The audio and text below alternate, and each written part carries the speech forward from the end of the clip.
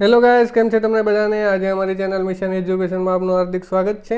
તો આજે આપણે બીકોમ સેમેસ્ટર 3ના ટેક્સેશન સબ્જેક્ટના એમસીક્યુ જોવાના છીએ. કોમેન્ટ સેક્શનમાં બહુ બધા સ્ટુડન્ટે કોમેન્ટ કરી હતી કે ઇંગ્લિશ મીડિયમના પણ એમસીક્યુ બનાવો. તો આજે હું બીકોમ સેમેસ્ટર 3ના ટેક્સેશન સબ્જેક્ટના ઇંગ્લિશ મીડિયમના એમસીક્યુ લઈને આવી રહ્યો છું. તો ચાલો શરૂ કરીએ. તો ફર્સ્ટ એમસીક્યુ છે, income tax act is known as. તો એમાં ચાર ઓપ્શન આપણને આપવામાં આવેલ છે. A IT act 1860, B IT act 1961, C IT act 1962 and D IT act 1914.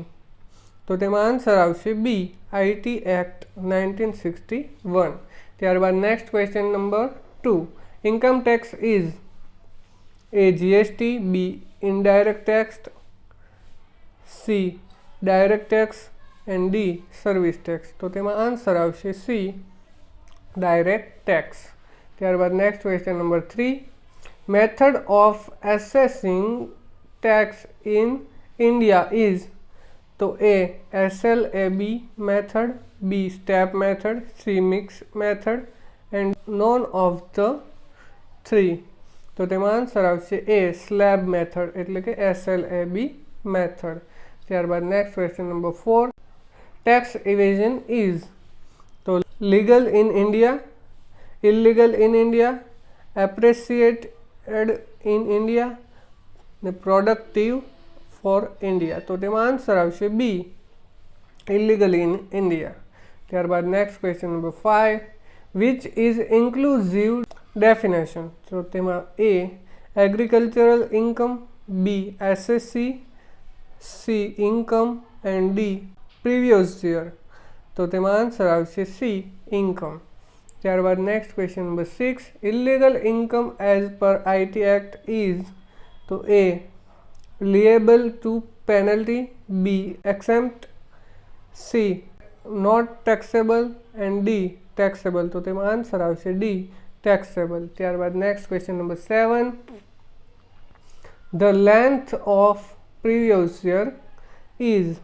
તો A always 12 months, B always less than 12 months, C always more than 12 months and D none of above. તો તેમાં answer આવશે D none of above. ત્યારબાદ next question number 8,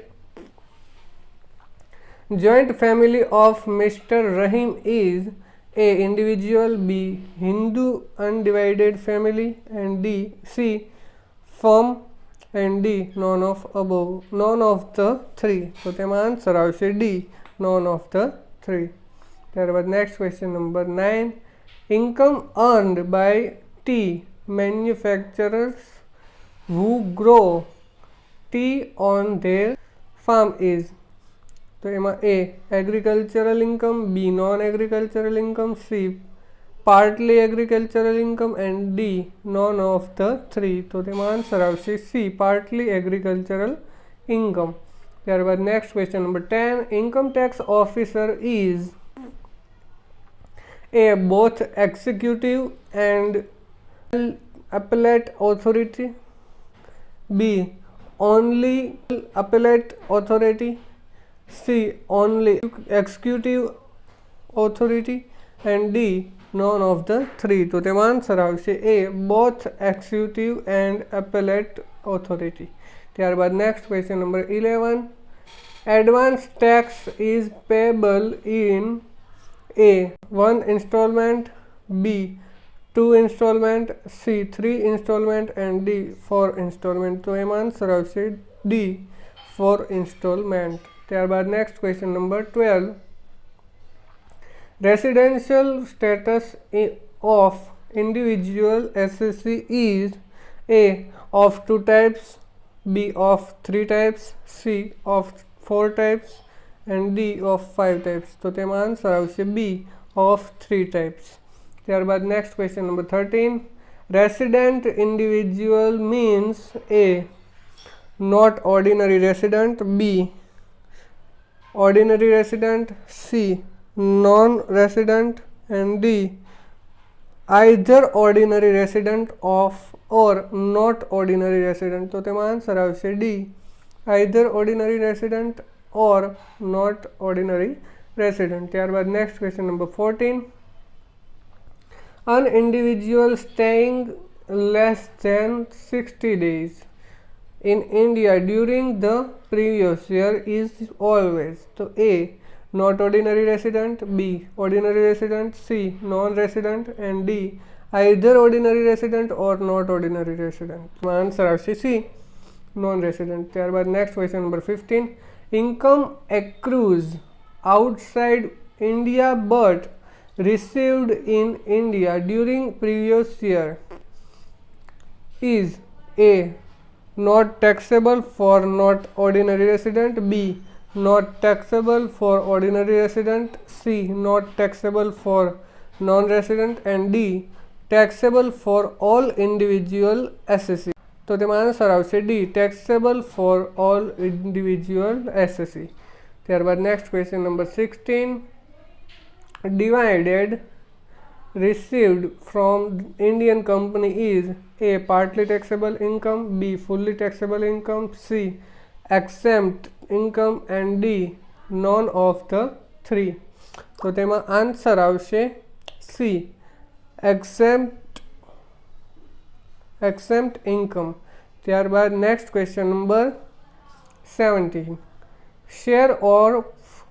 Share of profit of a partner from a firms is so fully taxable, except partly taxable and none of the three. તો તેમાં answer આવશે B exempt. ત્યારબાદ next question number 18. Permanent account number is of A 9-digit alphametric character, B 10-digit alpha characters, C 10-digit numeric characters and D 10-digit alphametric characters. તો તેમાં answer આવશે D 10-digit alphametric characters. ત્યારબાદ next question number 19.